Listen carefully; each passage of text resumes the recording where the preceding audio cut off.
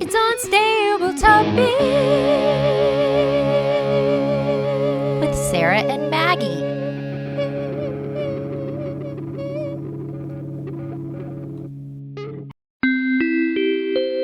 Please hold for an important message. Hi, you've reached Maggie's voicemail. I can't come to the phone right now, or I'm choosing to ignore your call. Leave a message after the tone. Maggie, hot news. So we are producing Yard of the Month, and in this short film, there's this fictional garden club called Creekside Garden Club. Well, someone has created this whole platform, this whole campaign called Don't Join CreeksideGardenClub.com. They have taken out Craigslist ads. It's been in the Dallas Morning News. It's in the Record Chronicle. It's all over the internet. So whatever you do not go to Don't Join CreeksideGardenClub.com. And this is Sarah Adams. End of message. Hey, welcome to Unstable Topics, a fast-paced, jam-packed, unhinged bestie podcast filled with facts, reacts, and made-up games in between. We're your hosts, Sarah and Maggie.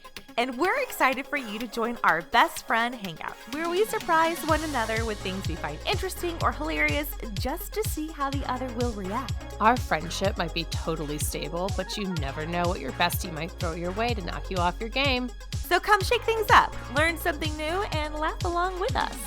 This is Unstable Topics. Hey, bestie. Hey, bestie. Something completely unstable that we need to discuss. We have to talk about this is the concrete walls that they put up next to roads and call curbs. These high, unnecessary barriers for our tires to hit whenever we turn is a problem. It's upsetting.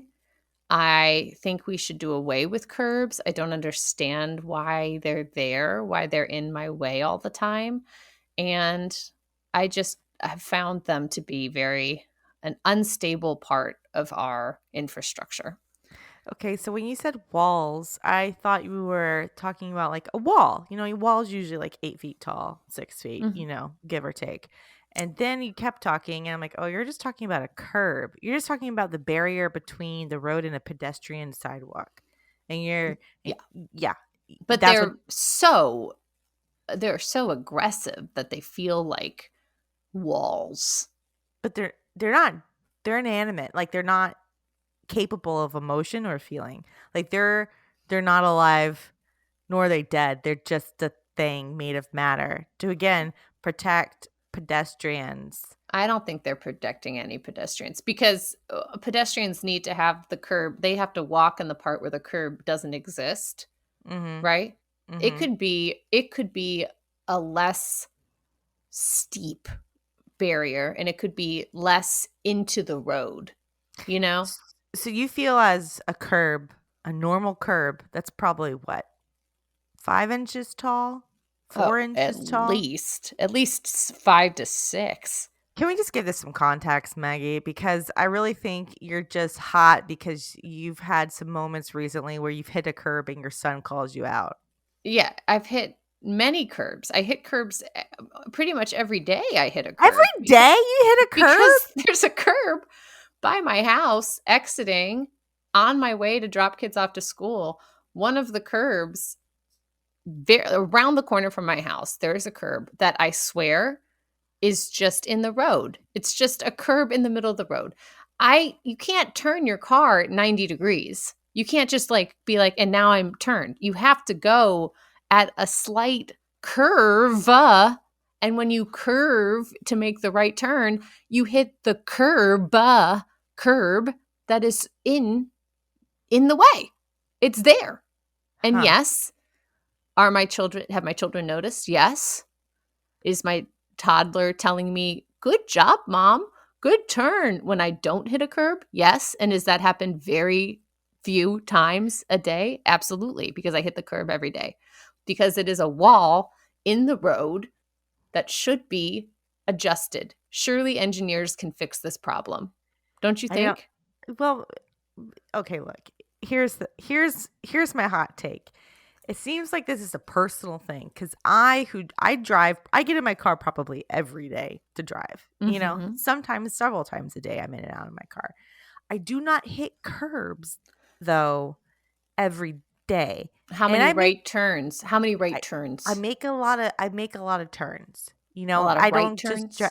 right turns. Yes, right turns. Like today, after this recording session, I'm going to get in my car. I'm going to back up. I'm going to turn right, and then I'm going to turn right again. And I don't hit those curbs. I I'm going to wonder. say, though, I know your right turns, though, that you're talking about right here out of your neighborhood are Mhm. nice, almost like circular turns, would you say? Right? Sure. I mean, the You're not roads. turning onto a rectangle. Well, I mean, the roads do intersect. There's not like they're perpendicular. What is it? They make a right angle when the roads like intersect. All roads would make a right angle. I mean, I guess you can have like a merged road Yes. that's more of like Merged. Yes. this, but Mm-hmm. most roads that where you have a right turn because there's a right angle, right? And so Mm-hmm. it's intersects. And would you agree that it should be more of a merge? I like your word merge there. I think that's the key. Is the No, I hate merging. merge. Merging is the worst. I'm gonna You're say not actually merging. I'm saying like you're not actually merging. You have a green light, you turn right, but your turn doesn't have to be like, and now I'm turning 90 degrees. It's like, and now I am slowly easing into this other Mm. road. Do you, I do you just think the feel problem like is? Do you think the problem is, Maggie, that you're not going forward enough to then turn right? Like you think you can just turn right and then nothing's going to be there. Maybe you need to go straight before you then turn your wheel. You got to go forward to turn a little bit more. yes, and when I do that, I don't hit the curb, but then I end up in the middle lane. Ugh. You don't want to be in the It's middle lane? no, not when I'm turning right. I want to be in the right lane Why? because that's where you're supposed to turn. You're supposed to turn into the right lane. Says who? Driver's ed. I don't believe that. I don't believe that for Ah, a moment. I don't well, believe it. how am I going to get out of this right lane and into the fact? I'm just going to merge right in there. Sarah, are you ready for a fact? Oh my gosh. I've ever been ready. Now is the time. When the Pirates of the Caribbean ride at Disneyland was first installed, the engineers thought the prosthetic skeletons were not scary enough, so they borrowed real skeletons from the anatomy department of UCLA and dressed up the human remains as part of the amusement park ride decor. Yes, I knew this. Have you shared this fact with me? Nope, haven't shared it, but I knew this because when I Google spooky facts, this one comes up very frequently. And I haven't shared it because I'm like, that's disturbing. Like It's so disturbing. and there's lore still to this day that there are real skeletons still in that ride because they have taken all of them out. They've replaced them. Slowly, Slowly, yes. but surely There's they've forgotten. some skeleton Ugh. is still there. But yes, I was like, oh yeah, I know this fact. I'm familiar with this fact. It's a great fact. It's a great. But you thought you thought this fact was too creepy to share, and yet you shared a fact about the origin of the chainsaw with me. That I feel like was an important public service announcement because I think people need to understand the abuse women have gone through for centuries. For a doctor to think a chainsaw was an appropriate tool to assist in labor, like that's not okay. But like, Yeah. I guess maybe it wasn't a scary fact because now I'm like, well, yeah, okay, they use skeletons. And I guess they're skeletons. I mean, they're from the anatomy department. It's not like they were gotten through illegitimate ways or creepy ways. These were bodies donated to science, and Sure. then they're like, the science of fun, Sure. we're going to put you in Disney. So I've never been to Disney World or Disneyland. So I have never been on this ride. We've talked about this. We've talked about Disney World and Disneyland, how you grew up rich and were able to go on vacation there. And I was not. It's expensive to take a family of 5 It's anywhere, true. Yeah. yet alone to Disney World and Disneyland. Mhm. Like right now, if I wanted to take just my family of 4, I feel like it would cost us like $10K easily. Right. Yeah. Easily. And I'm like, we talked about this, and the plot was, or the storyline was, why spend that much money when your children will complain and not Right. remember anything? Yeah. I've So only been to Disneyland as a grown-up. all of this to say that I don't know how many skeletons are required for this ride. So while they were sourced from a university's what department? Like medical department? Anatomy. Anatomy department. How many skulls and skeletons did they have on hand? I mean, were they just storing up? I would assume there's a lot Yeah, in they this gotta have a ride. lot. And then they had enough that they could be like, yeah, sure, use these for your fun ride. You know? Yeah. Well, Sarah, you ready to react? Yes, let's do it. Disney engineers in the 60s wanted real skeletons, not some knockoff fake ones. What is something that you have to buy or use the real thing? I think we've actually asked you this question before. I And think I not might have. because I said toilet paper, like no off-brand toilet paper. I need to get the Charmin, the soft and gentle or whatever, because my booty is precious. But if you buy off-brand toilet paper, it's scratchy. No one wants that. Your You know? booty knows. Your booty knows. I did ask this question before, but it was with a different fact. But you already knew this fact. This whole thing is a flop. This whole fact react was a big, dumb skeleton flop. You know This what was. you know what it is? I feel like I just hit the curb. Yes, I hit the curb on this. You've hit the curb on this. That wall that you drive, it's walling you off. Your creative flow juices just have been curbed. Talk about curb your enthusiasm curb your enthusiasm. I've been curbed. You've been curbed. Larry David. I'm gonna pick it up. I'm gonna pick it up for this next fact. So let's do a little game cleanser, and then I'm gonna come back ready with a fact that will blow your mind. Okay, I can't wait. Well, it's time to take a brief break from all these facts and dive into the facts of our personal lives. Oh, really? Sarah and Maggie will cut through the airways with heartfelt true stories from the week. Okay, Maggie, we're going to take a moment and get a little bit emotional, get a little bit more in depth about who you are as a person, not just a podcast celebrity. Mm-hmm. Some people may not know that you've created a business, several businesses, but one that is kind of being revamped is MJ Art Doodles, because you're an artist, bona fide 100% artist. You've made artwork for my house. One of your paintings hangs above my daughter's bed. You're legitimately very talented.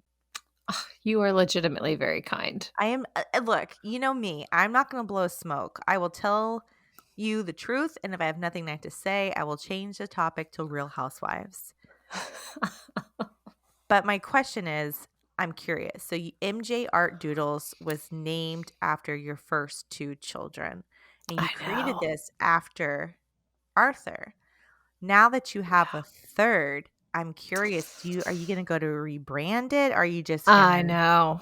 I've thought about it. I can't decide if it's easier to rebrand my Instagram, which has over 300 followers. Huge. Huge. I mean, it's basically humongous. Or my Etsy shop, which has sold over 10 pieces. I can't decide if it would be easier to rebrand that aspect of the business or rename Robbie Doodles. This is it's probably going to be equally as challenging. One, you have to go through like Social Security office. The other, you have to like open a whole new store, migrate all your customers over. You also, though, have sold a lot of pieces on Redbubble. I have. That one's a good one. That's like a good fun sticker spot. Yeah, you can, but then what am I going to do? I have to change all these different places. Like it might just be easier. There's more than one site that has MJ Art and Doodles on it. There's only one kid that's not named Doodles. That's fair. What would you change the business name to if you were going to have Robbie in there? And in theory, you could just start calling Robbie Doodles and see if that sticks. I could. Because, I can't think. It's like MJ, that's Martha Jean. Mm-hmm. Art, that's Arthur. Mm-hmm. And Doodles, that's supposed to be me. I'm supposed to be the one doodling, you know? Mm-hmm. I guess I could do like MJ Bob Art and Doodles, MJ Robin Robin the art and doodles. I could make like a little Robin logo. Uh-huh. And it's like Rob Ert. I could do It's gotta art. Oh, I could do MJ Art Ert and doodles. that flows.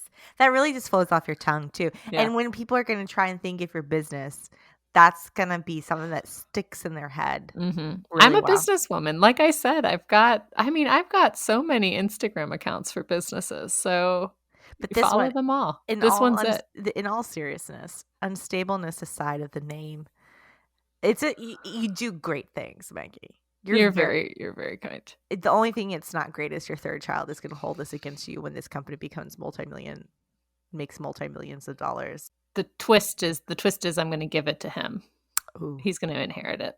So it's said here, it's official. He's going to have to communicate with all hundreds of my followers. Man, oh man, what a special glimpse that was behind the curtain. Sarah, are you ready for a much better fact that you have never heard before? I am ready for a fact that is equally as great as the first one you told me. Well, wonderful. Around 8% of children have asthma, and about the same are dyslexic. But one other common trait 8% of all children have is the ability to hear voices. In fact, some studies show that 20% of children report hearing voices at some point between childhood and adolescence. Why are you laughing? I turned my camera off because I felt like I was distracting you from things. And either I have read this fact several times. Gosh, no! Or I have done this fact. But this fact is very familiar. And it might have been the sleepwalking. Are you kidding me? I'm not. The sleepwalking fact is very similar. But it was in the same night I looked at this fact, and I didn't want to say this fact because it creeped me out too much, because we're going to be talking about this fact in our homes and it could spook something. It could bring up, some people are like, oh yeah, you want to talk about children hearing voices? My spirit's going to start talking like that. Yes, because remember when we shot Girl Ghost Getters in your house? Yes. And we disturbed a lot of stuff when we did that. And your house has never been the same. It's true. It's true. It's had a spirit lurking around ever since. But Billy the Ghost. I knew this fact. I've read this fact, and I'm sorry. I read a lot of spooky facts, and I appreciate you trying to spook me, but here's something that you don't know. In our dining room area, we have our table, and in the corner, I have my grandmother's chair. This chair was at her house, where my mom grew up in downtown Dallas, and it was part of this living room set, and the pieces have been dispersed over the years, and I still have one of her chairs. And it hasn't been reupholstered, and it's on my to-do list. And the chair, it's kind of next to where Annie sits at the table. And Annie sits next to me. And lately, Annie has been turning her body to the chair, which is empty, and talking to it. So now she's engaging with the chair. Mm-hmm. In the sense she wants to get down, and she runs her fingers. There's a very intricate design. It's a Queen Anne chair, so there's the wood around it. Mm-hmm. And she'll trace her fingers around the wooden part, very engaging with the chair. One night at dinner, Jamie and I made eye contact when she was mumbling, and we both were no, we're just gonna ignore that. Yeah, she's definitely one of the 20% of children that hear voices, but she also sees them. So, that's special. That's a little more rare. Well, are you ready to react? Yeah, because something you don't know. You don't know what I'm gonna ask you. I don't know what this react is going to be. And I haven't asked you this before. I don't know. In these words. We'll have to see. God, if I've asked this question. This is episode 71. So we have had, and that's just the podcast, the minis. Yeah, we've done even more. We've done hundreds of facts. So many facts and so many reacts, but none as interesting as this one. Lay it on me. Between 1 and 2 and 10 children hear voices at some point in their childhood. What's the little voice in your head saying to you lately? Oh, Maggie, that's a dark question. Is it dark? Yeah, I he meant does it as a sweet one. Oh, I don't have a sweet little voice. My voice, my voice inside my head is like, Sarah, go do some stuff. Go outside. Sarah, finish the laundry you started. You can't relax until the laundry is folded. And then I'll go, Sarah, you can't relax on the couch until all the toys are picked up. Or Sarah, you have episodes to edit. You can't relax yet. You gotta edit episodes. So would you say your voice is not saying relax? No, there is no voice inside my head that's saying, hey, Sarah, you've done a lot of work today just keeping 2 children alive. Let's just have a moment, watch Real Housewives of Salt Lake City, eat some M&Ms, guilt-free. No, that little voice doesn't exist. And if it does, it's been pushed so far down because that voice, Sarah, don't eat those M&Ms. Those aren't good for you. Why did that voice just scare me legitimately? It just interrupted the sweet little voice and my heart skipped. Like that voice gave me anxiety. Well, I shouldn't have asked this question. Now I'm hearing that voice in my head. Episode 71 might be cursed. This might be a cursed episode. Well, you're welcome. That's it for this episode. Wasn't that fun? Now it's time for you to subscribe and follow. And share this episode with a friend. Ooh, maybe even your bestie. Find us everywhere online at Unstable Topics. And for more antics, visit us at the Monthly Junk. Bye. Bye. Peace. Peace. Peace.